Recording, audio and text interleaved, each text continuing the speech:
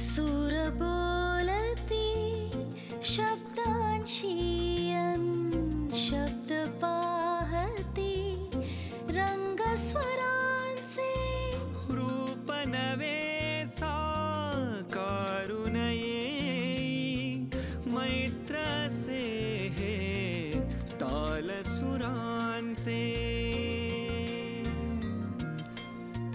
मैत्र से हे ताल सुरांचे.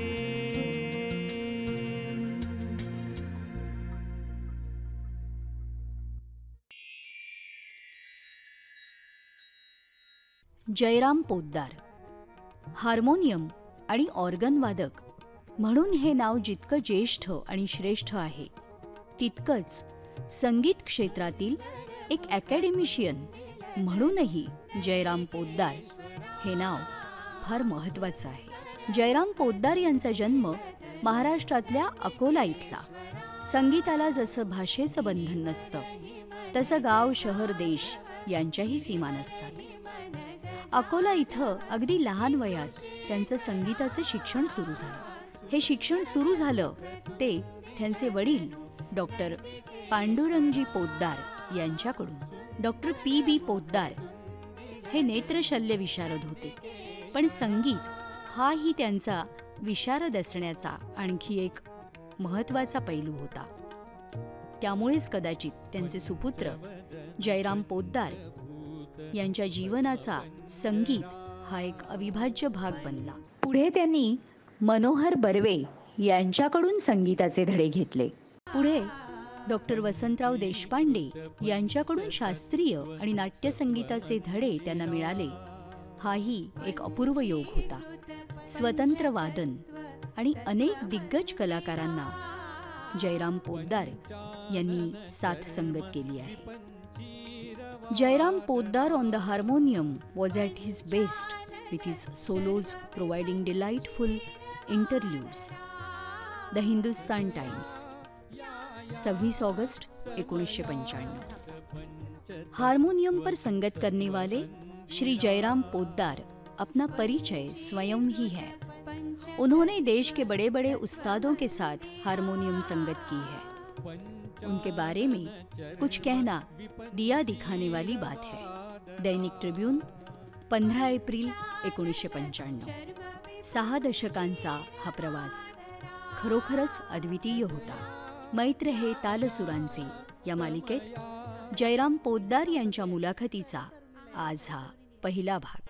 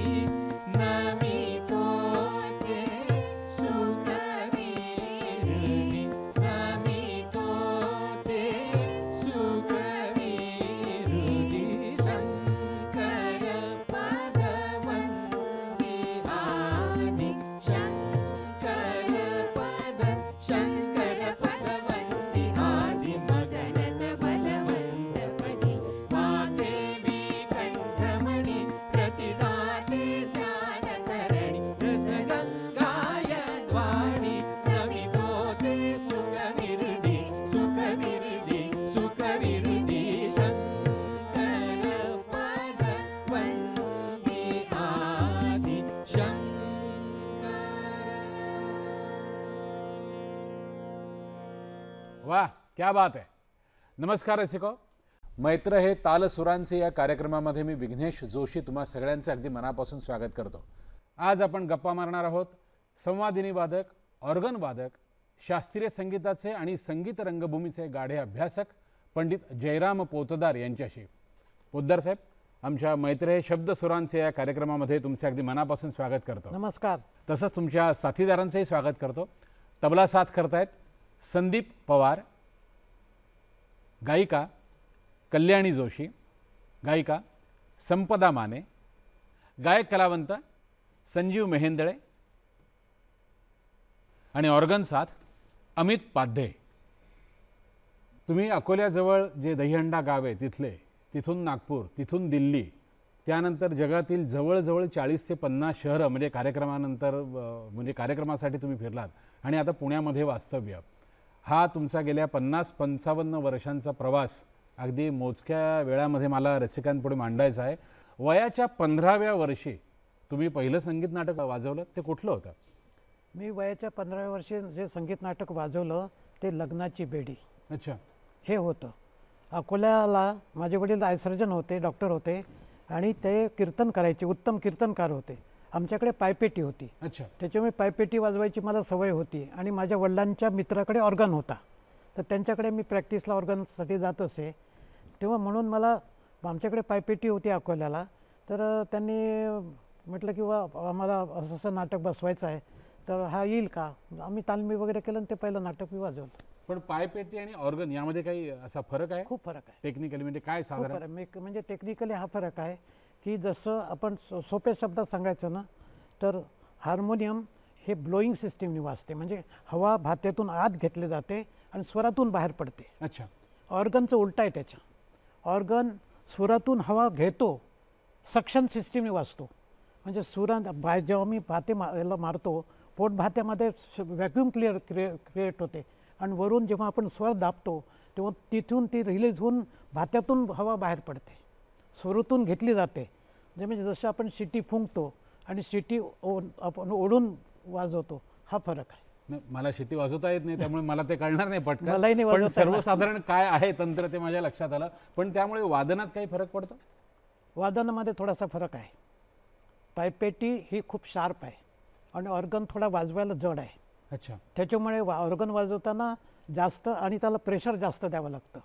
आणि तुमचा शास्त्रोक्त ज्याला म्हणतो शिक्षण, म्हणजे रागसंगीत असेल, संवादिनी वादनाचं असेल, ऑर्गन वादनाचं असेल, ते केव्हापासून सुरू झालं आणि ते कोणाकडे सुरू झालं? माझे वडील डॉक्टर होते, आयसर्जन होते आणि बालगंधर्वांचे डॉक्टर होते ते. अच्छा. हां. तर बालगंधर्वांच्या प्रत्येक प्रयोगाला ते जायचे. त्यांच्याकडे तेव्हा 4 व्हीलर होती त्या काळात. बरं बरं. तर काळात जायचे आणि बालगंधर्वांना म्हणजे इतर लोकांना तपासायचे, बालगंधर्व पण तपासायचे. प्रत्येक प्रयोगाला ते म्हणजे त्या 2 सीट असायच्या. बरं बरं. तर ते त्यांचे आणि त्यांचे उत्तम कवी पण होते. बरं. तर बालगंधर्वाच्या नाट्यपदावर आपलं कवित्व करून आख्यानातून ती गाणी ते गात असत. ते हे संस्कार लहानपणी आमच्यात झाले.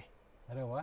त्याच्यामुळे नंतर आम्हाला कळलं की बालगंधर्वांच्या या नाट्यपदावर वडिलांचं हे की आख्यानातलं हे गाणं आहे म्हणून. अच्छा. बरं बरं बरं. असं उलट्या तऱ्हेने तो प्रवास सुरू झाला आणि बालगंधर्व गायकीची लहानपणापासून जी ओळख झाली ती अशी झाली.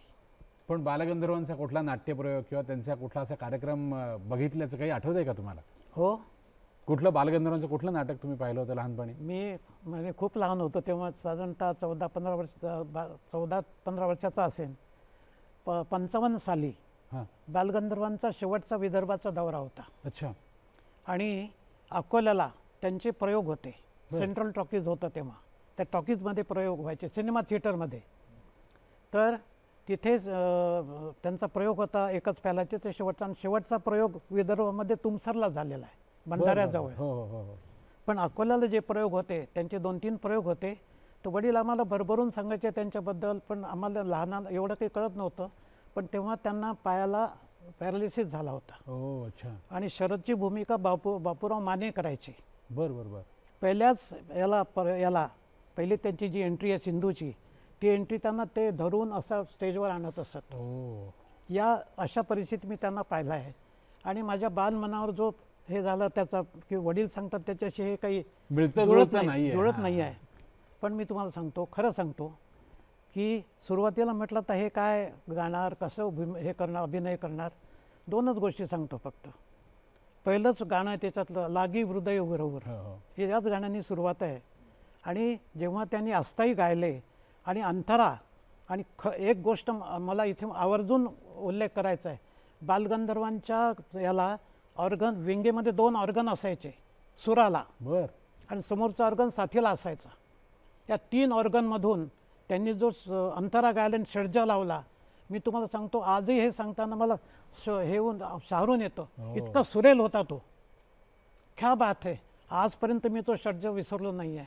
क्या बात आहे, रोमांचित होतो हे सांगताना. म्हणजे प्रत्यक्ष गाताना आणि बघणं. हे त्यांची ताकद त्या वयात त्या परिस्थितीमध्ये होती, तर यंग एजमध्ये ते कसे असतील. खरंय, खरंय. मग मला ते कळायला लागले, मग मला माझी चूक लक्षात आली. अभिनयाची एक गोष्ट सांगतो, छोटीशी गोष्ट आहे, की बघू नको माझ्याकडे केविलवाणा राजसबाळा, हे गाणं आहे. तर ते असं बसून ते भरवतात, ते फार केविलवाण म्हणजे असं करुणमय प्रसंग आहे तो. तर ते राजसबाळा बघू नको माझ्याकडे केविलवाणा, हा जो शब्द आहे तो असा मिंडीतून इतका सुंदर घ्यायचे ना ते, की त्याच्यातून सगळं कारुण्य आणि ते सगळं जे परिस्थिती आहे ती सगळी त्याच्या डोळ्यासमोर यायची. आणि ते सगळं चित्र, किती ताकद होती त्यांच्या अभिनयामध्ये आणि गाण्यामध्ये. म्हणजे छोट्या छोट्या गोष्टीतून मी ते मार्क केलेलं आहे, म्हणजे तेव्हा ते पक्क झालेलं आहे. बालगंधर्व जेव्हा केविलवाणा शब्द उच्चारायचे का, म्हणजे गायचे, त्यावेळी ती भावना ते पोचवायचे. ती भावना केविलवाणा त्या मेंढीतून ते केविलवाणा पण दाखवायचे. आणि आम्ही जेव्हा गातो तेव्हा आम्ही केबिलवाणे वाटतो, एवढाच फक्त फरक, बाकी फरक काही नाही, बाकी सगळं ओके आहे, बाकी काही नाही. मैत्र से हे ताल सुरांचे. बरं, मला सांगा, तुम्ही म्हणजे त्या छोट्या गावातून तुम्ही नागपूरला गेलात. नाही, एक गोष्ट मला सांगायची आहे, हां, की म्हणजे मी 15व्या वर्षी संगीत नाटक जरूर वाजवलं पहिलं, पण त्याच्या आधी 12व्या वर्षी मी वडिलांना पायपेटीवर साथ करू लागलो. अच्छा, ती कशी काय?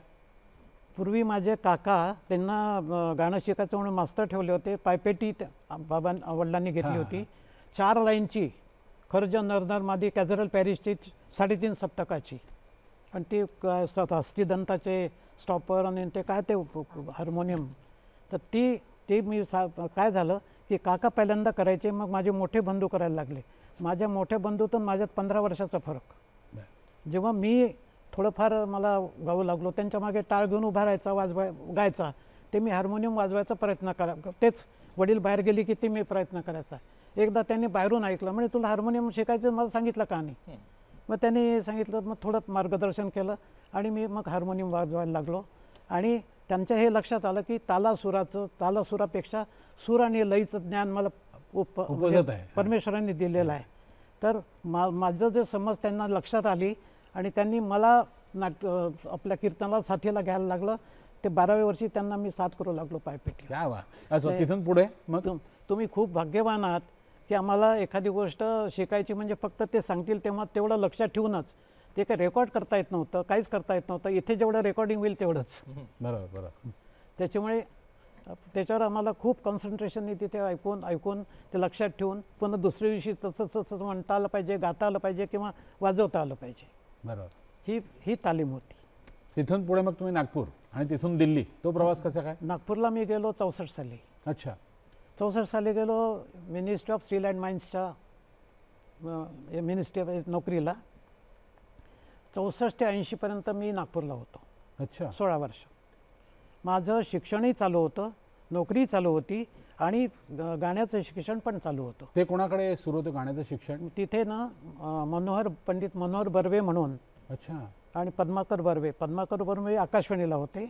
आणि मनोहर बर्वे हे दोघेही ओंकारनाथ ठाकूरांचे शिष्य. ओ बर. तर त्यांची मोठी मुलगी माझी क्लासमेट होती, माधवी, आणि लहानी नीलांबरी. म्हणजे आता ती डॉक्टर कल्याणी देशमुख उत्तम गाणारी आहे ती नागपूरला. तर त्या मुलींना ते शिकवायचे, तेव्हा मी तिथे जाऊन बसायचं आणि त्यांच्याकडून मला जेवढं शिकता आलं तेवढं मी शिकून. मला सांगा, तुम्ही 64 ते 80, मी असं ऐकलं की त्यावेळी हौशी आणि व्यावसायिक अशा दोन्ही संगीत नाटकांना तुम्ही साथ संगत करायचं आहे. या सगळ्या काळामध्ये डॉक्टर वसंतराव देशपांडे यांची आणि तुमची गाठभेट कशी काय झाली? तो एक खूप मजेदार किस्सा आहे. म्हणजे काय झालं मी जेव्हा नोकरीनिमित्ताने नागपूरला गेलो तर 64 साली, तेव्हा प्रभाकर देशकर म्हणून तिथे होते. ते गुटी संगीत विद्यालयाचे प्राचार्य होते. अच्छा. अलंकार झालेले आणि खूप चांगलं शिकवायचे. गाणंही चांगलं होतं, तबलाही त्यांना वाजवता येत होता. आणि त्यांचे एक मित्र होते प्रभाकर देसाई म्हणून. अच्छा. ते तबलावादक होते. तर त्यांच्याशी माझी ओळख झाली. मग तबला ते प्रभाकर देसाई, प्रभाकर देशकर आणि मी, आमची अशी मैत्री झाली. आणि आम्ही तिघं मिळून वसंतरावांच्या गाण्याला जायचो. एकदा ताजुद्दीन बाबांचा दर्गा आहे तिथे नागपूरला. तर तिथे वसंतराव त्या खूप मानायचे ताजुद्दीन बाबांना. खूप श्रद्धा होती त्यांची. तर असा ताजुद्दीन बाबांच्या दर्ग्यावर संगीतोत्सव व्हायचा. म्हणजे वेगवेगळ्या लोकांची आपण त्याला म्हणतो सेवा म्हणतात ना, तशा तऱ्हेचं. वसंतरावांचं गाणं होतं. आम्ही तिघंही गेलो होतो. आणि माझी सवय एक आहे, मी बॅक बेंचर कधीच नव्हतो. फ्रंट अजूनही मला मागे बसून नाटक वाजायला, हे करायला, गाणं ऐकायला माझं समोर बसून आवडतं, मागे बसून नाही. कारण दाद दिलं जाते, घेतली जाते वगैरे, हे जे इंटरॅक्शन पाहिजे होतं ते होतं. तर वसंतरावांच्या गाण्याला गेलो आणि माहीत नाही काय झालं, वसंतरावांनी आता इतके लयकारते, स्वतः उत्तम तबलावादक, आणि गळा म्हणजे काय विचारू नका. इथे आलेलं ते गळ्यातून सहज कसं निघूनच जायचं. त्यांनी अशी मुश्किल तिहाई घेतली आणि माहीत नाही काय झालं, क्या बात है असं एकदम ओरडलो मी. सगळे लोक माझ्याकडे पाहायला लागले, मी पण लोकांकडे पाहायला लागलो. वसंतरावांचं लक्ष माझ्याकडे गेलं, हा मुलगा दात काय देतोय एवढ्या. बाकी कोणी दिलीच नाही फारशी, मागून कोणीतरी दिली असेल, पण मी समोर बसून एवढं एकदम ओरडलोच एकदम. म्हणजे तेव्हा मला वाटलं की आपल्याला शिकायचं तर यांच्याकडून, किंवा गाणं त्यांचा जो इम्पॅक्ट झाला तेव्हा संस्कार झाले. वसंतरावांचे जे संस्कार झाले ते अजूनही तसेच आहेत. आता पोद्दार साहेब, तुम्ही म्हणालात की वसंतराव म्हणजे तालीय होते, ते उत्तम तबलावादक होते, लयीचे बादशाह होते. वसंतरावांची अशी खासियत होती ना की तुम्ही कुठलाही ताल लावा, त्या तालात ते एक गाणं म्हणू शकायचे. आणि असा एक प्रयोग तुम्ही तुमच्या कार्यक्रमात करता आणि त्याला सांगीतिक विवेचन आहे की गायक बदलला संगीत रंगभूमीवर, भूमिका करणारा नट म्हणूया, गायक नट, की तो ताल बदलतो, त्यानुसार गायकी बदलत जाते. असं एखाद्या कुठल्या गाण्याचं उदाहरण द्याल का की अमुक एक गाणं आहे, हे या तालात म्हणायचे, किंवा दुसरा गायक काय दुसऱ्या कुठल्या तालात म्हणायचा, असं कुठलं काही उदाहरण आहे का? नक्की. संगीत मानापमान हे नाटक एक मैलाचं दगड म्हणून त्याच्याकडे पाहिलं जातं. बरोबर. कारण त्याच्या आधीची जी संगीत नाटकं होती ती हरदासी कीर्तन परंपरेच्या नुसार छंद, वृत्तबद्ध रचना त्याच्यातून आलेल्या. या नाटकापासून ट्रेंडच बदलला सगळा. आजपर्यंत तोच ट्रेंड आतून चालू आहे. तर त्याच्यामध्ये गोविंदराव टेंभे, कारण काकासाहेब खाडीलकर हे काही चांगले, म्हणजे त्यांना संगीताची जाण होती, पण ते जास्त हे नव्हतं, म्हणजे तेवढं त्यांचं हे नव्हतं, कमी होती जरा. तर त्यांनी ही जबाबदारी गोविंदराव टेंभेंवर सोपवली. अच्छा. की याचे तुम्ही संगीत दिग्दर्शन. तर गोविंदराव टेंभेंनी खूप चतुरस्त्र होते, उत्तम हार्मोनियम वादक होते, नट होते, दिसायला सुंदर होते, ॲडव्होकेट वकील होते, ह्या सगळ्या गोष्टी त्यांच्याकडे होत्या. आणि खूप गाणं ऐकलं होतं आणि रसिक होते. तेव्हा गोरजान, मलकाजान, प्यारासाहेब, मौजुद्दीन खाँ साहेब वगैरे या लोकांचे उपशास्त्रीय संगीताचे रेकॉर्ड्स खूप, म्हणजे हा पूर्वार्ध अगदी आपल्या 20व्या शतकाचा, तेव्हा खूप गाजत होत्या त्या. गोविंदरावांना हे सगळ्या त्यांना म्हणजे ऐकत होते वारंवार. आणि त्या संगीत दिग्दर्शन त्यांनी करताना त्याचा उपयोग करून घेतलेला या चालीसाठी. तर असंच एक गाणं, कानडी चाल त्यांना खूप आवडली. अच्छा. आणि त्या कानडी चालीवर त्यांनी चंद्रिका ही जणू हे त्यांनी संगीतबद्ध केलं. पण ती जी कानडी चाल आहे ती झपतालात आहे. मला कल्पना नाही, त्यांनी विचार करताना, संगीतबद्ध करताना ते दादऱ्यामध्ये केलं. बर. झपतालातलं गाणं दादऱ्यामध्ये कंपोज केलं. ते गायलाही गेलं ते रंगभूमीवर. नंतर ते अर्धा 3 तालात आलं. अर्धा 3 तालात छोटा गंधर्वसुद्धा अर्धा 3 तालातच ते गात असत. अच्छा. ऐकलं असेल तुम्ही सगळ्यांनी, त्यांचं रेकॉर्ड्स हे पण आहे, किती प्रयोग करायचे ते. याच्यामध्ये आणखीन एक छोटासा कलात्मक बदल केला तो मास्टर दीनानाथ मंगेशकरांनी. बर. त्यांनी ते रूपक तालात केलं आणि त्याला वेगळ्या पद्धतीची मांडणी दिली. त्यांची गायकीला त्यांच्या गायकीला जास्त सूट होत असेल तो ताल, त्याच्यामुळे त्या तालात त्यांनी तो बदल केला. आता बघा.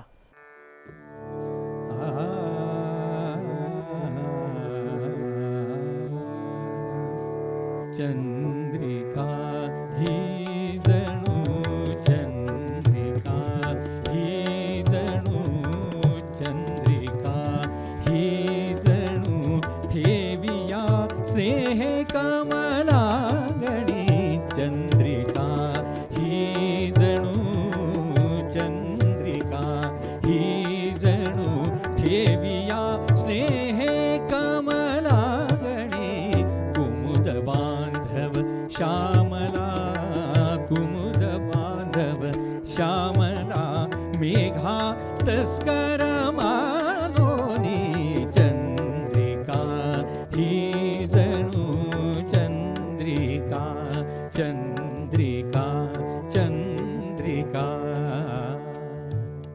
चंद्रिका ही जणू चंद्रिका ही जणू चंद्रिका ही जणू चंद्रिका ही जणू ठेविया स्नेह कमलांगणी चंद्रिका ही जणू चंद्रिका कुमुद बांधव श्यामला कुमुद बांधव श्यामला मेघा तस्कर मानोनी चंद्रिका ही जणू चंद्रिका चंद्रिका चंद्रिका आता रूपक चंद्रिका ही जणू चंद्रिका ही जणू चंद्रिका ही जणू ठेविया स्नेह कमलांगणी चंद्रिका ही जणू चंद्रिका ही जणू ठेविया स्नेह कमलांगणी कुमुद बांधव श्यामला कुमुद बांधव श्यामला मेघा तस्कर मानोनी चंद्रिका ही जणू चंद्रिका चंद्रिका चंद्रिका ही जणू चंद्रिका ही जणू चंद्रिका ही जणू ठेविया स्नेह कमलांगणी चंद्रिका ही जणू चंद्रिका ही जणू ठेविया स्नेह कमलांगणी कुमुद बांधव श्यामला कुमुद बांधव श्यामला कुमुद बांधव श्यामला मेघा तस्कर मानोनी चंद्रिका ही जणू चंद्रिका ही जणू ठेविया स्नेह कमलांगणी चंद्रिका चंद्रिका चंद्रिका ही जणू ठेविया. काय आता आपण किती 4 वेगळ्या वेगळ्या तालात चंद्रिका हे गाणं ऐकलं. आता पहा जपतालाचं वजन जेव्हा असतं तेव्हा त्याचं प्रस्तुतीकरण कसं होतं. दादऱ्याचं झाल्यामुळे 6 मात्रा त्याचं प्रस्तुतीकरण कसं बदललं. नंतर रूपक दीनानाथांनी त्याला आणखीन त्यांची गायकी आक्रमक ओजस्वी तेजस्वी असल्यामुळे त्यांनी ते रूपकमध्ये गायल्यामुळे जास्त वेगळं वाटलं ते. आणि शेवटी छोटा गंधर्व किंवा दीना आपले गंधर्व नाटक मंडळीतले लोक सगळे हे सगळे असे चैनदारीचे होते. बालगंधर्वांची गायकी ना तो सगळा इम्पॅक्ट सगळ्यांवर होता. तर त्याच्यामुळे ते 2-3 तालामध्ये अगदी छान विस्ताराने गाता येतं. गायकी अंगाने ती गायकी बदलते. मला वाटतं मानापमानच्या प्रयोगाच्या वेळी साथीदार सुद्धा एकमेकांना विचारत असतील आज धैर्यधर कुठल्या चालीचा आहे म्हणून. अशी गंमत होऊ शकत असेल. म्हणजे चालीचा म्हणजे सगळे चांगल्या चालीचे होते गाण्याची कुठली चाल असं मला म्हणायचं आहे. नाही पण एक गोष्ट मला इथे सांगायची आहे की असं म्हणजे फक्त गोविंदराव टेंबेंचं नाव घेतलं जातं पण फक्त सगळ्या चाली गोविंदरावांच्या नाहीत. त्याच्यामध्ये नानासाहेब जोगळेकरांच्या, बापूराव फडके आणि बालगंधर्वांच्या काही चाली आहेत, असं खुद्द प्रस्तावनेमध्ये खाडीलकरांनी लिहून ठेवलेलं आहे. मैत्राचे हे ताल सुरांचे. मानापमानच्या रेफरन्सनी एक प्रश्न विचारायचा आहे, पण तत्पूर्वी एक प्रश्न असा विचारायचा आहे की कुणीही ओळखीचं नाही अशा दिल्ली शहरात तुम्ही गेलात, म्हणजे कुणीही ओळखीचं नव्हतं, कोणाची चिठ्ठी नव्हती, कोणाचा रेफरन्स नव्हता, तर नागपूर ते दिल्ली म्हणजे एकदम कसं काय दिल्ली गाठलीत तुम्ही? काय झालं की मी इथे मिनिस्ट्री ऑफ स्टील अँड माइन्सला होतो आणि मी अर्ज केला मिनिस्ट्री ऑफ कल्चर म्हणजे संस्कृती मंत्रालय भारत सरकारच्या. अच्छा. तर ते UPSCची हे असते, इंटरव्ह्यू तो असतो तो. तर मी अर्ज केला, मला इंटरव्ह्यूसाठी बोलावलं. खरं म्हणजे मी त्याच्या आधी दिल्ली मी पाहिलीच नव्हती, तर त्यांच्याकडून जाण्याचं भाडं मिळतं, त्यानिमित्ताने दिल्ली फिरून येऊ, इंटरव्ह्यू पण देऊया. म्हणजे मुख्य म्हणजे भाडं मिळतं, दिल्ली पण पाहता येईल, इंटरव्ह्यू पण देऊया. इंटरव्ह्यू दिलं, माझं सिलेक्शन झालं.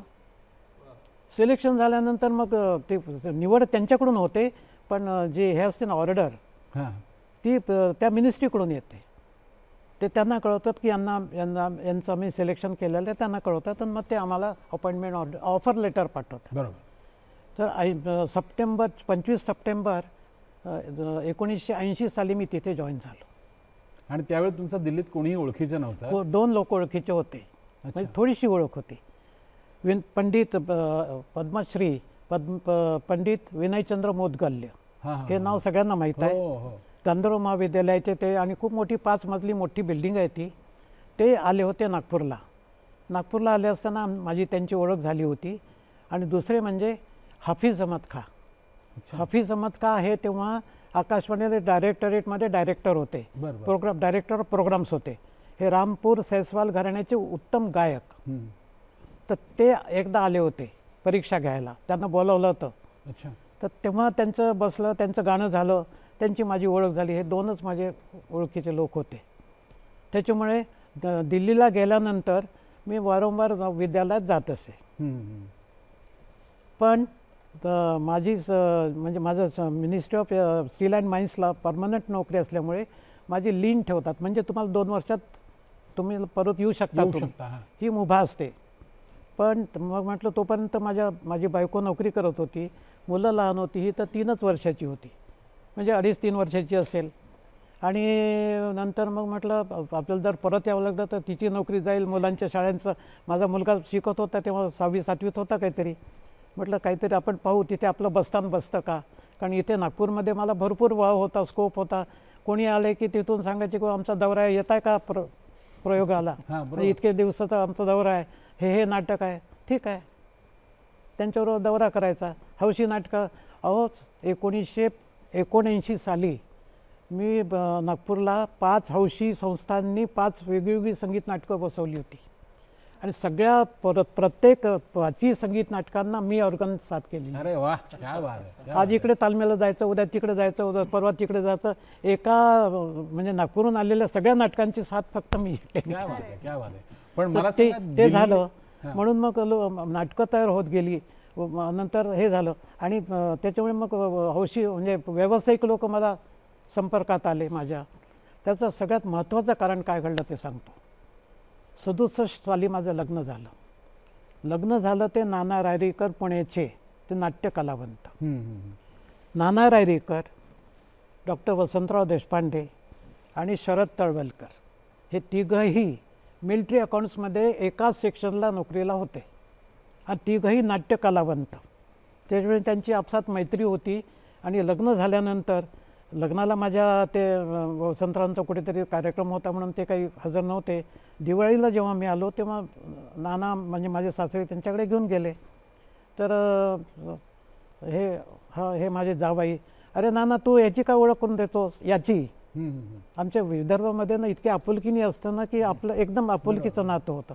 आणि दुसरं ना ते पूर्वीचे लोक असे होते ना, माझ्या मित्राचा मुलगी म्हणजे माझी मुलगी, हा माझा जावई आहे. तर वसंतराव माझी ओळख करून देतात, हा माझा जावई असं म्हणायचे.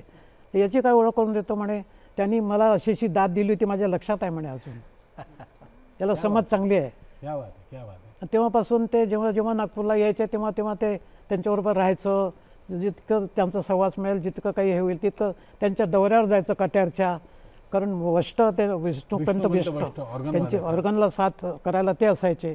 वसंतराव म्हणायचे त्यांनी तिथे खुर्ची टाकून बस, वष्ट पहा कसं साथ करतात, त्यांचं फिंगरिंग कसं आहे, काय आहे ते बघ, कुठे ते हे करतात. हे सगळं मला शिकता आलं ते. असं ऐकलं की वसंतरावांनी त्यांचा जो एक ऑर्गन होता तो तुम्हाला आशीर्वाद म्हणून दिलेला आहे. ती केव्हाची गोष्ट? नाही, तो ऑर्गन आम्ही कट्यारच्या दौऱ्यावर असताना हां अकोल्यालाच आमच्या हार्मोनियम जो मेकर म्हणजे हार्मोनियम मेकर आणि हार्मोनियम रिपेअरर त्याच्याकडे एक ऑर्गन आला होता एस्ट्रे ऑर्गन कंपनीचा. आणि तो म्हणाला की मला तो द्यायचा आहे. तर म्हटलं बा, त्याला म्हटलं बा तू इथे, आम्ही दौऱ्यावर गेलो होतो, अकोल्याला माझं घरच आहे, पण मी तिथे त्याला म्हटलं मला तिथे आणून दाखव आमच्या गुरूंना. तर त्यांनी तो ऑर्गन आणला, दाखवला. वष्ट वसंतराव, तेव्हा मला वाटतं नानामुळे की भोजराज साळवी कोणीतरी तबला साथीला होते, असतील. त्यांना पण ते बस तेच सकाळची वेळ होती. जरा वष्ट जरा बघा बरं ऑर्गन कसं आहे आपण बघूया. गायले, भार्गवराम पण गायले, म्हणजे बैठकच झाली ती थोडक्यात एक अर्धा पाऊण तासाची. वसंतरावांनी सांगितलं हा ऑर्गन उत्तम आहे, एस्ट्रे ऑर्गन कंपनीचा आहे. आणि याचं वैशिष्ट्य असं आहे की एस्ट्रे ऑर्गन कंपनीच्या ऑर्गनचं वैशिष्ट्य सांगतो काय आहे ते, की साधारणतः बाकीचे जे ऑर्गन्स असतात ना त्याचा खर्च गायका आपल्या वादकाकडून असतो आणि नर पलीकडून असतो, तो हा शार्प असतो. एस्ट्रे ऑर्गन कंपनीचं वैशिष्ट्य हे आहे की त्याचा नर आपल्याकडून वाजवणाऱ्याकडे वादकाकडे असतो आणि खर्च तिकडून असतो. तर त्याच्यामुळे तो असा धीर गंभीर मस्त छान असा स्टेजकडे जातो. तर त्या कंपनीचा तो ऑर्गन. आणि त्याच्यातही 100त एखादा ऑर्गन असा असतो जो हार्प लाईनचा असतो. हार्प लाईन म्हणजे नॅरो टंग म्हणतात, त्याची जी टंग स्वर असतात ना, तर ते ब्रॉड टंग म्हणजे स्टँडर्ड. आणि हार्प लाईनचे हार्मोनियम पण असतात, पण त्याला व्हर्टिकल रीड बोर्ड लागतो. आडव्या याच्यात ते नसतात, कारण त्याला थोड्याशा हवेने ते बोलतात, टचिंग खूप सुंदर मिळतं. तर तसाच तो ऑर्गन होता. आणि तो घडी असा व्हायचा, असा घ्यायचा आणि असा करायचा फक्त. असा करून उभा केला आणि त्याला बाजूला असे हे होते, असे केले की त्याच्यावर तो ठेवला की झालं. 10 सेकंदात घडी व्हायचा. आणि वजन तेव्हा 20 किलो जवळजवळ. बाकीचा नंतर मला त्यांचं वजन खूप असायचं. मला वसंतरावने तो मला घेऊन दिला. मला असं वाटतं हा सगळ्यात मोठा पुरस्कार आहे. तुम्हाला खूप अनेक मोठा पुरस्कार आशीर्वाद मिळाले, आहे तो त्यांचा. परंतु वसंतरावाने एखादा ऑर्गन एखाद्या वादकाला देणं हा सगळ्यात मोठा आशीर्वाद आहे. आपल्या शिष्याला देणं होय, खरं आहे, हा खरं. माझ्या दृष्टीने खूप मोठा आशीर्वाद आहे. आणि त्यांनी सांगितलं हा ऑर्गन कोणालाही द्यायचा नाही. मगाशी मानापमानचा जेव्हा आपला विषय चालू झाला होता तेव्हा म्हणजे लक्षात ठेवलं तुम्ही, मानापमानच्या चाली देताना गोविंदराव टेंब्यानी बऱ्याचशा बंदिशींचा आधार घेतलेला आहे ना. हो, म्हणजे अगदी तशा काय म्हणा आपण नोटेशन नसेल, पण साधारण या बंदिशीवरून हे गाणं. तर अशी एखाद दुसरी काही म्हणजे उदाहरणं तुम्ही देऊ शकाल का की या बंदिशीवरून हे आलंय किंवा या काय दादऱ्यावरून हे गाणं घेतले असं काही? हो. मग खरं म्हणजे माझा याच्यावर संशोधनाचाच विषय आहे हा. अच्छा, बरं. मला संगीत नाटक अकादमीकडून म्हणजे भारत सरकारकडून जी दिली जाते संगीत नाटक अकादमीतर्फे हां, सिनियर फेलोशिप दिली जाते, रिसर्च फेलोशिप आहे ती. अच्छा. तर संगीत नाटकावर रिसर्च करण्यासाठी माझा विषयच होता की मराठी नाट्यसंगीताचा तुलनात्मक आणि विश्लेषणात्मक अभ्यास. बरं. आता हे मला कसं सुचलं, तर वसंतराव एक कार्यक्रम करायचे, मन व बंधातली ठेव. खूप अच्छा. म्हणजे महाराष्ट्र बँकेचा होता ते. पुष्कळ 13 एपिसोड झाले.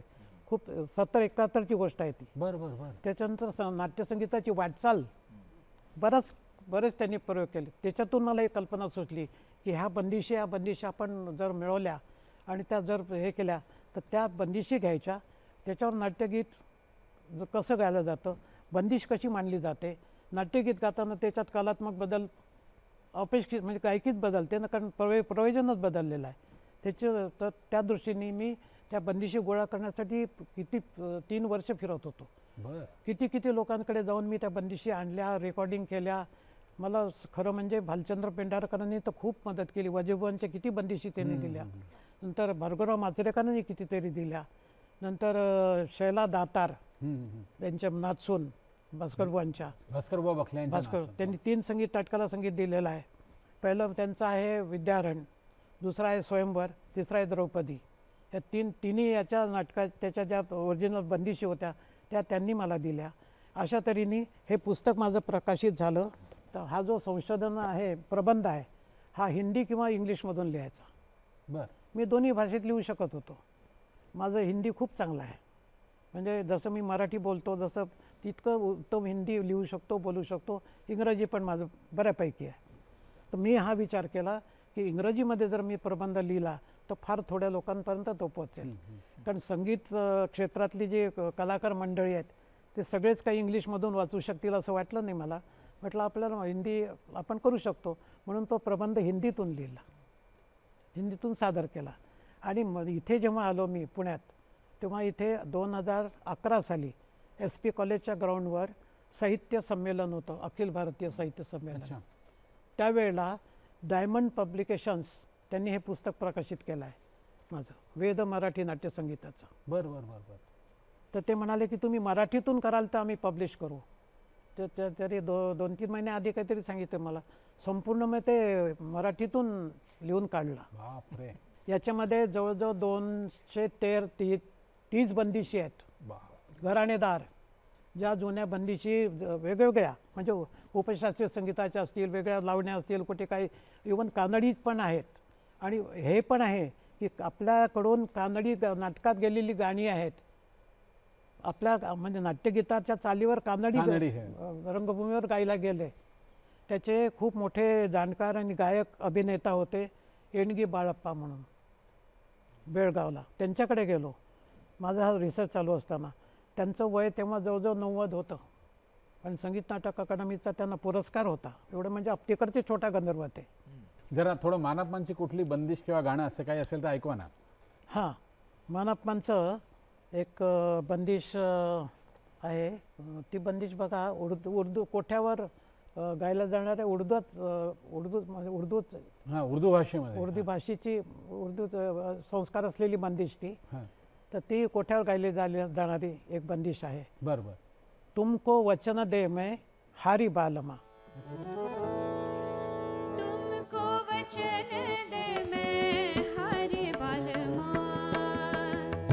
तुमको वचन दे मैं हारी बालमा, हाँ तुमको वचन दे मैं हारी बालमा, तुमको वचन दे मैं हारी बालमा, हाँ हारी बालमा मैं हारी बालमा, हाँ हारी बालमा मैं हारी बालमा, हाँ तुमको वचन दे मैं हारी बालमा.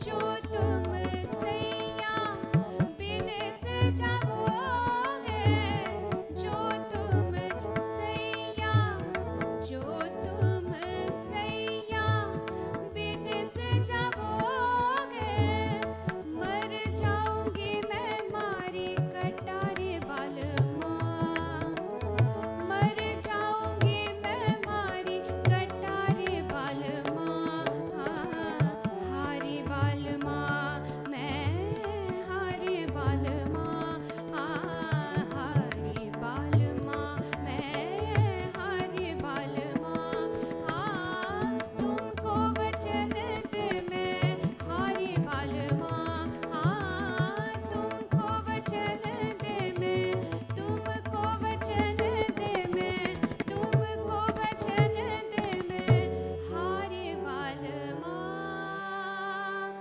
बालमा. आता आपण बंदिश ऐकली. ही बंदिश कोठ्यावर गायली जाणाऱ्या गाण्याची बंदिश आहे. तिथे अदाकारी करून ही गायली जाते. तिथे वेळ आहे, भरपूर विस्ताराने गाऊ शकतो. पण नाटकामध्ये ही लय चालणार नाही. तिथे थोडक्यात आपल्याला पुढे जायचं असतं, लवकर नाटक पुढे गेलं पाहिजे. म्हणून हेच गाणं नाटकामध्ये आल्यानंतर त्याची लय जरा वाढते, घ्यावीच लागते, कारण थोडक्यात ते संपवायचं असतं. अर्थात ही बंदिश गाताना तुमच्या लक्षात आलं असेल की मानापमानचं कुठलं गाणं असेल. सुरू करा. मला मदन भासे हा मोही मना, मला मदन भासे हा, मला मदन भासे हा, मला मदन भासे हा मोही मना, मला मदन भासे हा मोही मना, मानी जना यावा मामना, मानी जना यावा मामना, यावा मामना, या मला मदन भासे हा मोही मना.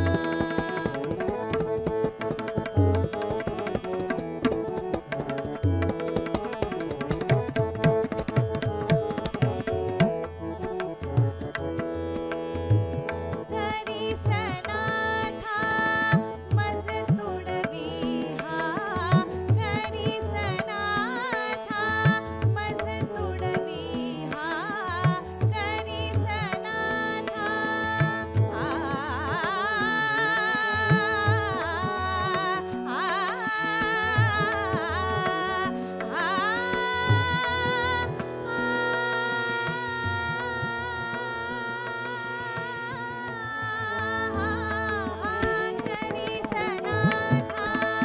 मज तुडवी हा, करी सनाथा, करी सनाथा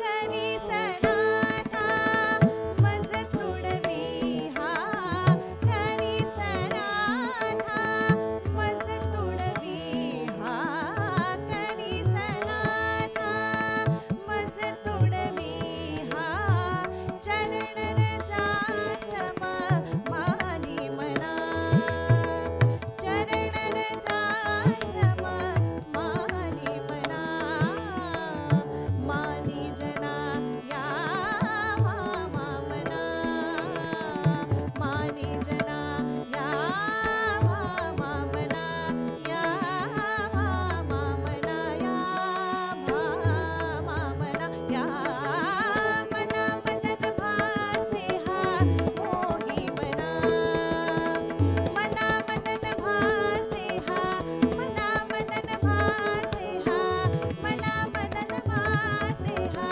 मोही मना.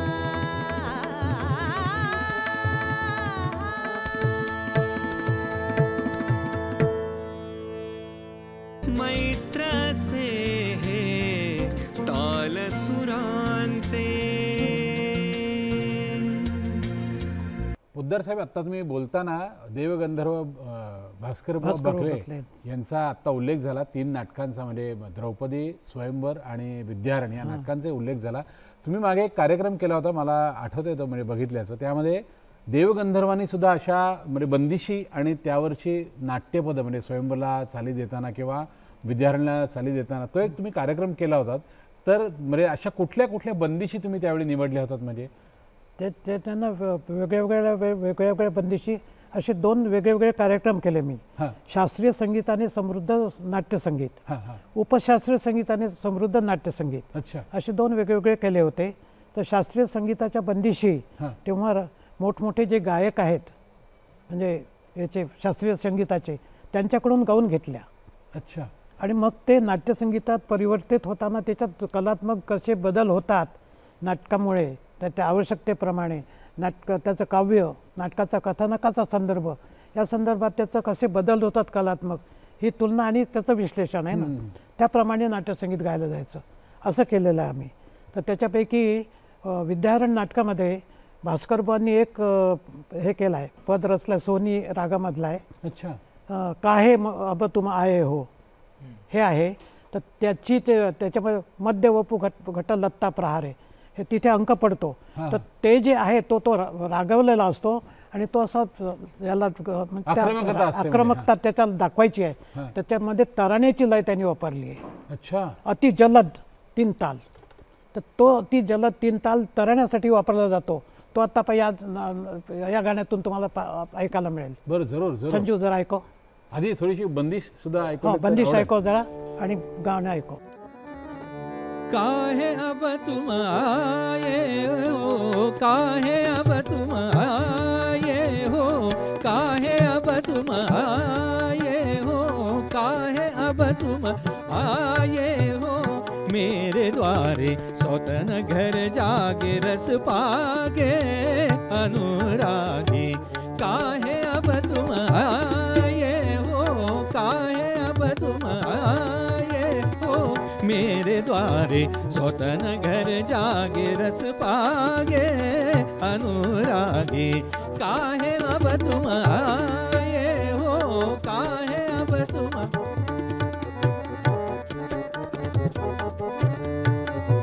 मीठी मीठी बतिया करो न मन रंग तुम, मीठी मीठी बतिया करो न मन रंग तुम, वही जाओ जिनके छतियन को लागे, काहे अब तुम आए हो, काहे अब तुम आए, अब तुम आए, अब तुम आए हो.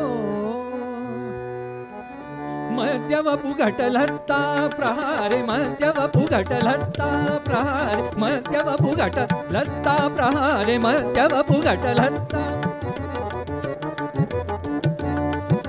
मध्यवपु घटलत्ता प्रहारे, फुटत हे रुधिर सममत्त मदवाहे नभू भारसाहे, मध्यवपु घटलत्ता प्रहारे, मध्यवपु घटलत्ता प्रहारे, फुटत हे रुधिर सममत्त मदवाहे नभू भारसाहे, मध्यवपु घटलत्ता प्रहारे, मध्यवपु घटलत्ता.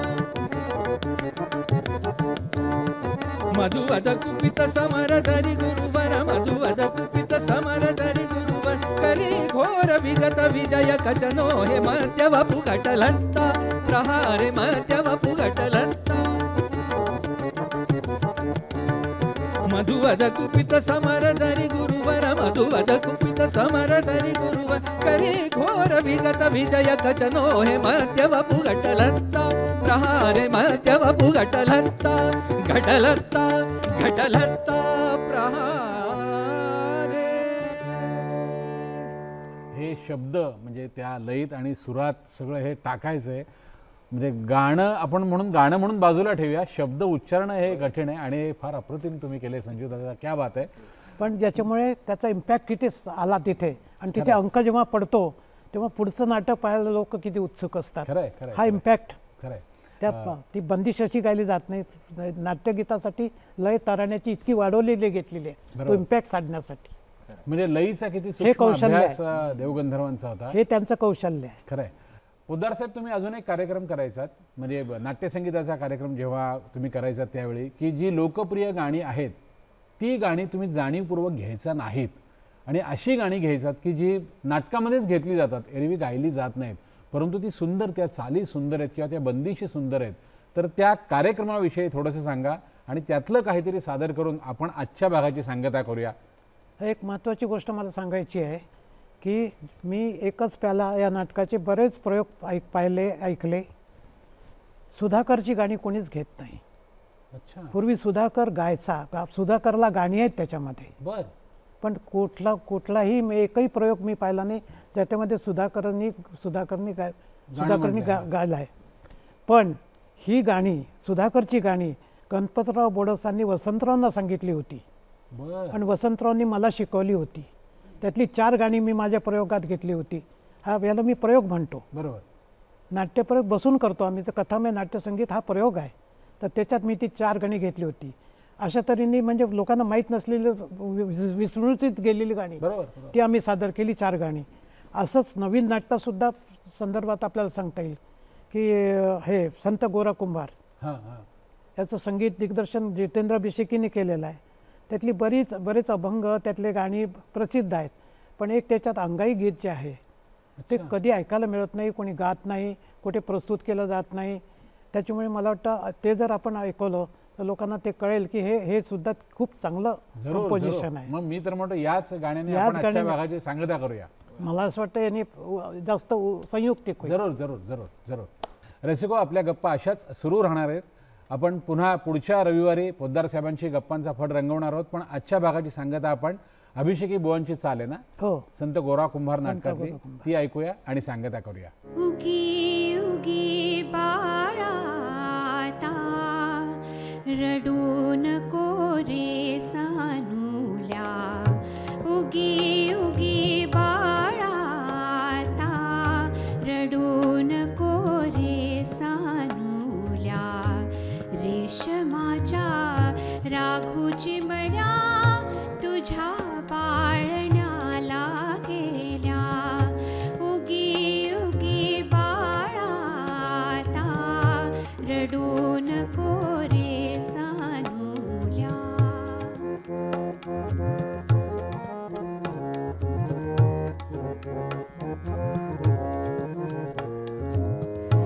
सोनियाचे वाळे बाळा अंगावरी शोभतील, दृष्ट कोणी काढायाची तीट गाली लावोनिया, दृष्ट कोणी काढायाची तीट गाली लावोनिया, उगी उगी बाळा रडू नको रे सानुल्या.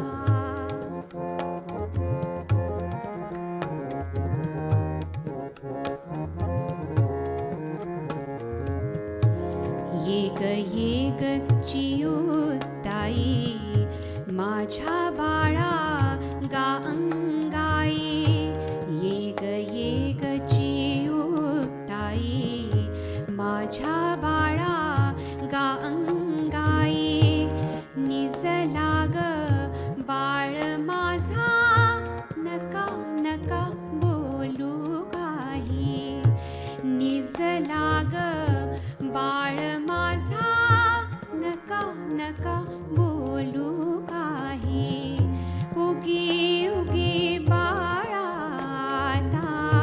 रडू नको रे सानुल्या.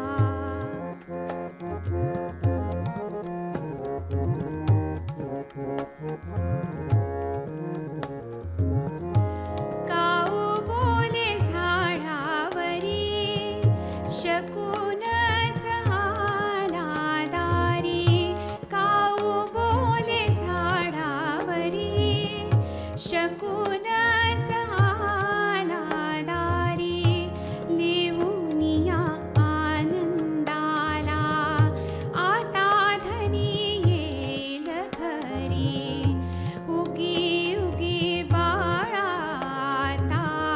रडू नको रे सानुल्या, रेशमाच्या राघू चिमण्या तुझ्या पाळण्या